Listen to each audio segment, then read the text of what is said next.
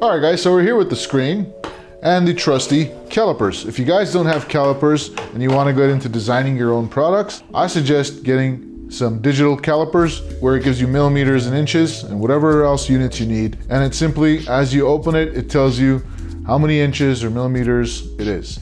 This thing is super awesome, especially if you're not handy with a ruler like me. All right guys, so let's get this thing measured out. So, got my pencil, got my Post-its. I'm gonna open this up and we're gonna get a first measurement here. First measurement reads 3.23 inches. So we're gonna write from top to bottom, 3.23 inches front, and there you have it. Then we're gonna wanna get from left to right. All right, from left to right, we have 4.548 inches. We're gonna write 4.548 inches. This is the front again. And remember, we're going from left to right. And again, these are personal notes. This is how I do them, and you can do them your own way. Then we're gonna wanna get thickness. So we're gonna grab that, go as deep as possible, and get the thickness, which is 0.724 inches. And I think that's all the measurements I'm gonna wanna get for right now. I'm gonna keep the calipers handy next to me. So as I 3D model, I can just grab the screen and use the calipers and check out any measurements I'd like to see. So let's jump on back into the computer, and I use Maya as my designing software. Other people can use AutoCAD, Fusion 360, and so on, maybe even Blender. Whatever your software of choice is, you can more or less pull off the same things. So let's jump back into the computer. I'll see you there. All right guys, we're here with a brand new scene in Maya, and I'm just gonna show you the reference images I took. So we got one of the front, one of the side, back, other side, bottom, and top. So the first thing I'm gonna wanna do is check my units here in Maya. So I'm gonna go here to the running man with the gear next to it, click settings. Over here, I'm gonna choose inches. Now, Maya doesn't use real world inches. It uses what I like to call Maya inches. So to get an equivalent unit, as you would see in Cura, you'd need to multiply all the numbers by 10. And I'll show you how we're gonna do that. So let's go ahead and create a cube. And so this is a 1-inch cube in all sides, but not in real world scale, in Maya inches scale. So to just get that right, we're gonna grab all the scale, X, Y, and Z, and we're just gonna multiply it by 10. And this now is real world, a 1-inch cube. And now we can go into the inputs over here, and we could now adjust the sizes to the measurements we got from our calipers. So we know that from top to bottom, it's 3.23 inches. Before we input those measurements, we're gonna go over to the front screen. Now we're here in the front screen. So for the height, we're gonna put 3.23 inches. And from left to right, which is width, we've got 4.55 inches. And the depth is 0.73 inches. So now that we have these measurements, I'm gonna bring in that reference image that I have. So now that we're here in the front orthographic, I'm gonna go ahead and import the image and simply locate the file. And I've imported that in now. I'm gonna go ahead and click the see-through button, turn off the grid, and I'm just gonna scale this to the correct measurements that we have now here in Maya. And we're gonna do our best trying to line this up. All right, that's lined up really well. I'm just gonna throw this into a layer so that I can't touch it anymore. Now that I know that this is lined up, I'm gonna get the bevels in. So I'm gonna go ahead, I'm actually gonna hide the image plane here. I'm gonna go ahead and click the 4 corners here, and I'm gonna click Shift, right mouse button, bevel edge. And as you can see here, we got a nice bevel going on. So I'm gonna slow down the intensity of how much you can extend this, and I'm gonna start adding segments. All right, I added 4 segments there. That's looking pretty good. Then to match the shape of this here, I'm gonna adjust the bevels, and that's looking about right. I'm gonna work on one side here. Then I'm gonna go ahead and add an edge here in the middle, make sure it's going all around, and one on the top here, so that we can get some good modeling in here and match the actual device. All right, that's looking pretty good. And I'm only gonna do one segment here, and I'll show you, so you don't have to do double the work. Now we're just gonna go over to duplicate special, and I'm gonna scale it in the X. By the way, this is X, this is Y, and this is Z. So I'm gonna scale this in the X. Now we got 2 sides here. And likewise, I'm gonna combine these by going Mesh, Combine. I'm gonna bring that pivot back down to the center. I'm gonna reset it. And now I'm gonna do it in Y, because up and down is Y in Maya, as opposed to in 3D printer world, it's Z for up and down. And now we've got the workings of a screen. And just so you know, these are not connected, as you can tell by the highlighted outlines.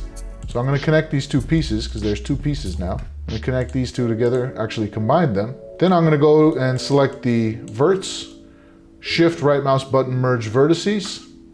And I'm using a very low threshold, and those are now combined to make the screen. And likewise, I'm gonna go ahead and add the antenna now. And to do that, I'm simply gonna bring in another piece of geometry, and I'm gonna do it by eye. This is a cube that can turn into a spherical shape by smoothing it. So now that we have this, I'm just gonna simply click Mesh, Smooth. I'm gonna do 2 iterations of that smooth.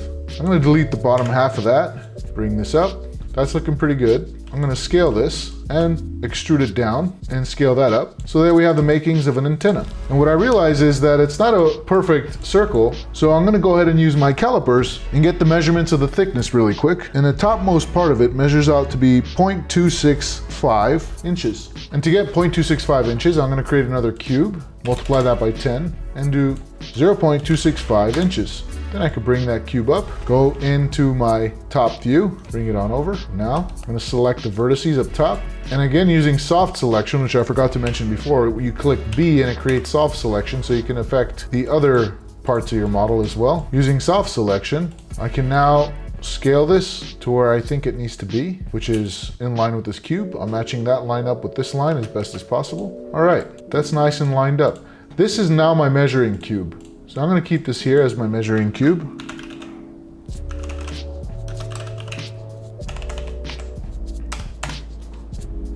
Okay, all right, we have ourselves so far a really close making of what that screen is gonna be. Now we're gonna wanna work on the profile here. So I'm gonna go over to my side view and I'm gonna import my side view.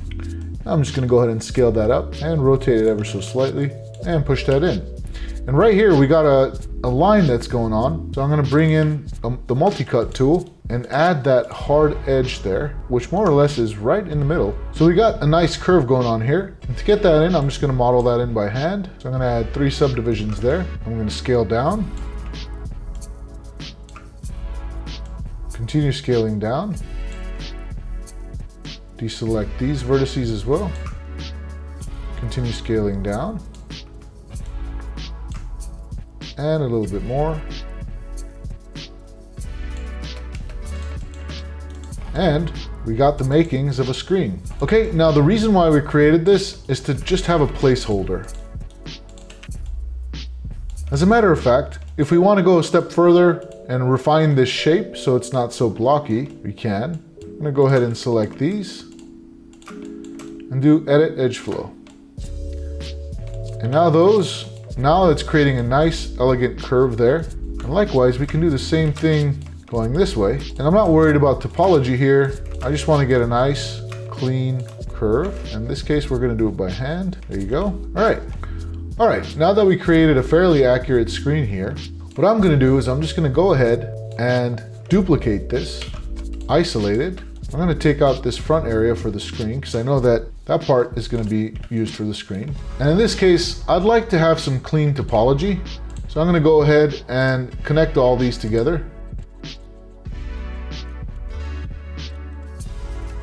All right, so that when we smooth preview it by clicking the number 3, it creates a nice smooth preview of it. From here, I'm going to want to extrude this out.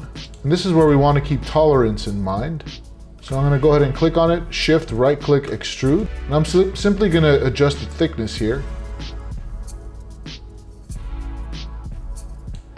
which is about a 0.15 inch thickness here. I'm going to go ahead and delete the inner portion and just have an outer shell like this with a pretty thick distance there. And why did I do this? I did this because I'm going to want to now create the thickness of this shell and with a gap in between where the screen's going to go in to the case. So now that I have that shell there, I'm going to go ahead and extrude it again. I'm going to expand the thickness inward and I'm going to give it a pretty big gap there. And that gap, by the way, is tolerance. So That's a pretty big gap. And I just want to make sure that I've accounted for any sort of error that I may have done in my measurements, because I would like to have this done first time around. Okay, that's looking good to me. All right, and I'm gonna actually just change the color here for my own visual distinction. Okay, and I'm also gonna wanna make a hole for this antenna. And to do that, I'm gonna add another edge loop here. Now I'm gonna just go ahead and delete these faces. Now with that done, I'm gonna bridge these gaps here. All right, now that we got that hole patched up, I also want to create a hole for the power port. And to do that, I'm just gonna raise this edge loop so that it matches perfectly. And we have ample room there. And now that we have that in mind, I'm just gonna grab these two faces and delete them. And likewise, the two faces on the inner side. And that looks like it's pretty close, but I think I'm gonna also delete these faces here. And just so it looks a little better, I'm gonna bring this up. And we have a nice big hole to bring in the power cord there. And likewise, I'm just gonna bridge these gaps. And we have the makings of a case so far. We're almost there. We would like to create some clips so that this screen can stay in. And to do that, I'm gonna go to the bottom and grab these faces here and extrude them out, make them straight. I'm gonna duplicate the case here. And all I want are these two faces. So I'm gonna extract those faces and delete the rest of that extra case. All right, we got those two extra faces there. And the reason why I kept those is because I want to create some separate pieces here that can be extended upward like this to keep the screen in place. As a matter of fact, I think these are kind of large and we don't need them that large. And I want them to be a perfect cube, so I'm going to straighten out all the edges here. Then we'll just scale them in like that. As a matter of fact, I could delete the second one. And after I scale these in, I'm simply just going to extrude it out so that we have something that holds the screen in. And I have these little screws that I can use to screw this in and keep it in place. Ideally, it would be great to make a screw hole, but in this case, I'm just gonna leave it as a cube and I'm just gonna duplicate this over to the other side, okay? So that when it's sitting upright, it's being held in. All right, now that we have these secured in place, I can now create the back pieces here. These back pieces are gonna hold up the screen. And so what I'm gonna wanna do is create a cube and expand the cube so that it can hold up the case. And I think that's a good thickness. And I'm gonna make this a little shorter because I'm gonna create another one where it is just a little longer and they can sit right on top of each other like that. All right, and to create the pivoting areas, I'm gonna have to create a point where they meet and about the same size. And this is gonna wanna meet that top one there, okay? This is where the hinge is gonna be. So we're gonna wanna make sure that this is nice and supportive. I'm gonna extend this out just a little bit, and likewise with this one, and bring this a little closer. And I'm just gonna duplicate special in the y-axis so that this has a pivot. And we're gonna do the same thing with the other side now, except we're gonna have it for the inner flap there. All right, so I'm gonna go ahead and combine these. Mesh combine. And I'm gonna duplicate it over to the other side in the x-axis. Only this time I'm gonna bring this in a little bit more so it matches the bottom flap. Let's just make sure we're not going through the geometry. Okay, we're looking good. So now we're gonna wanna create a catching point.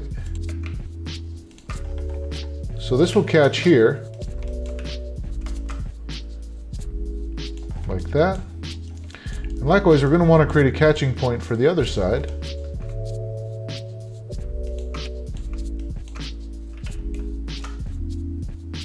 And we can only create so much of a lip there.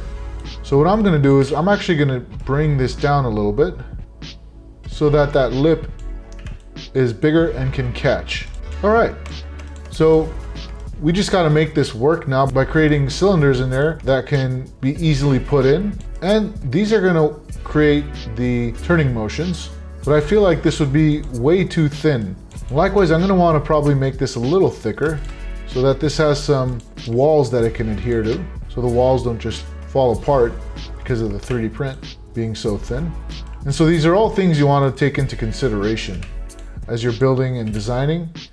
So now that we have everything we need here, because I know I want these cylinders to be about this big, I'm gonna have to duplicate it, and give it some tolerance so when I create the hole for these, it can fit in. And depending on how tight I want it to be, I think I'm going to make it kind of tight here. Because I could always sand down that cylinder on the inside to make it thinner and fit in there. But if it's too loose, then they'll just be flapping open and closed all the time. And I want there to be some friction there. So I just went ahead and duplicated that larger cylinder and brought it over here. What I'm going to do now is I'm just going to go ahead and extend these through to the other side. And I'm just going to stop them right where those, let's call them hinges, are. So they're right where they need to be, and I can glue them in place as needed. Now I'm going to create another set of these because I'm going to have to bevel twice. I'm going to combine these, and I'll show you what I mean by that. And I'm just going to go ahead and extend these out. And the first thing I'm going to want to bevel are these guys here. So I'm going to go ahead and do a difference function. And as you can tell here now, there are holes here that are going to be able to hold in these cylinders that are going to allow it to turn in place. But we don't have any holes in here. So likewise, I'm going to combine these and also combine these. I'm going to extend these down. And we're going to run a Boolean function again. Mesh, Boolean difference. Now we're going to have holes here so that those cylinders can go through. Just for my own personal taste, I'm going to want to bevel these so they're not so sharp. I'm just going to increase those segments there. All right, now they're looking nice and beveled. And we have the makings of a stand for this screen here. And the last thing I'm going to want to do is make this subdividable. All right, and to bevel this one, I'm going to select all the hard edges like I did here. There's some extraneous selections, so I'm going to deselect these. All right, now that I have all the edges I want to bevel selected, I'm going to go ahead and run the bevel function. In this case, I'm going to turn chamfer off because I'm going to want to smooth this so that it comes out really smooth in Creality Slicer. All right, so now that we have those edges nicely beveled, we can go ahead and smooth this so that it looks really nice and clean. Mesh, smooth, and I'm gonna run it twice to make sure it's extra smooth. Oh, there's one thing I forgot to do. I forgot to Boolean these in, and that's super important. So I'm gonna go ahead and Boolean these into this piece here. I'm gonna grab these two, mesh, Booleans, and we're going to do a union this time, and they combine really nicely. So this is going to print out as one piece like this. And there's one thing I forgot to mention. I usually like to work in all quads, but triangles are also acceptable, but definitely not n-gons. And we got a lot of n-gons here. So I would like to resolve the n-gons before I bring them into Creality Slicer. And the way I do that is I go to select, use constraints, I click on next selection, then I go to face mode and select n-sided here. So the next thing you select is everything that has n-gons. So from there, I just click my space bar, mesh, triangulate. So all these are now triangulated, and Creality Slicer should read them just fine. All right, and we're ready to start exporting out so we can get this sliced in Creality Slicer. So I'm gonna go ahead and select one by one and export out my OBJs. All right, I went ahead and I exported out all the OBJs. No materials needed, by the way, if you're familiar with exporting out OBJs. And now let's jump into Creality Slicer.